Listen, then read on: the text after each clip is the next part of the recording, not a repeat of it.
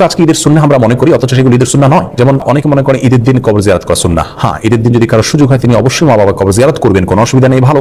কিন্তু এটাকে ঈদের সুন্নাহ মনে করে করবেন না। অনেকেই ঈদগাহে ঈদের নামাজের পরে কাঁধে কাঁধ মিলানোটাকে সুন্নত মনে করেন, সেটিও ভুল ধারণা।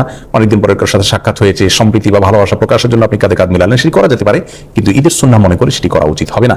অনেকে মনে করেন যে ঈদের দিন নতুন পোশাক পরা সুন্নাহ, সেটিও ভুল ধারণা। যা আছে তোমাদের থেকে উত্তম পোশাকটা পরা সুন্নাহ, কিন্তু নতুন পোশাক হতে হবে এমনটি মোটেও আবশ্যক নয়। ঈদ উপলক্ষে অনেকে অনেক বেশি পাপের কাজে নিমজ্জিত হয়ে যান। বিশেষ করে যুব সমাজকে দেখা যায় যে ব্যান্ড পার্টি, বিভিন্ন রকমের মিউজিক অনুষ্ঠান ইত্যাদির মাধ্যমে তারা ঈদ পালন করে থাকেন। অনেক মা বোন আছেন যারা গোটা রমজান জুড়ে আল্লাহর ইবাদতবন্দি করেছেন, অথচ ঈদের সময় তারা পর্দার বিধানকে লঙ্ঘন করে তারা বিভিন্ন গায়রে মাহরাম ছেলেদের সাথে মিশছেন এবং বাহিরে তারা বিনা প্রয়োজনে ঘোরাফেরা করছেন। এই অসুস্থ সংস্কৃতি থেকে আমাদের বের হয়ে আসা উচিত। আল্লাহর দেয়া ঈদকে আল্লাহ বাতানো পদ্ধতিতে ব্যবহার করা উচিত। আল্লাহর অবাধ্যতায় আল্লাহর দেয়া ঈদকে যদি আমরা পালন করি তাহলে সেটি গুনাহের কারণ হবে। আল্লাহ আমাদের সকলকে ঈদের সুন্নাহকে পালন করার তৌফিক দান করুন।